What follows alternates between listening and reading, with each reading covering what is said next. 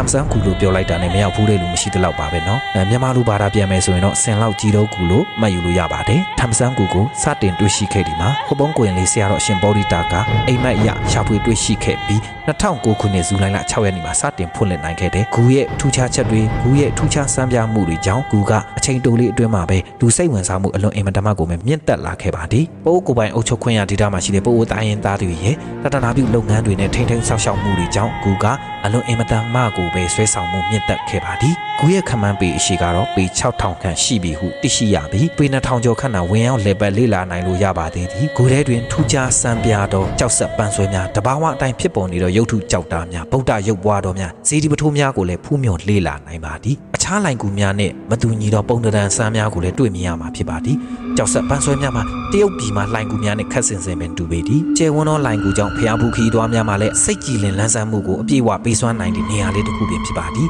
ဂူကြီးအပေါက်ဝတွင်လည်းတရိတ်ဆန်ပုံတံကြောက်ရုပ်ထုများကိုလည်းတွေ့မြင်နိုင်ပြီဖြစ်ပါသည်ဤဂူကတော့ဟိုပုံးကနေဆိုရင်12မိုင်ခန့်သာကွာဝေးပါသည်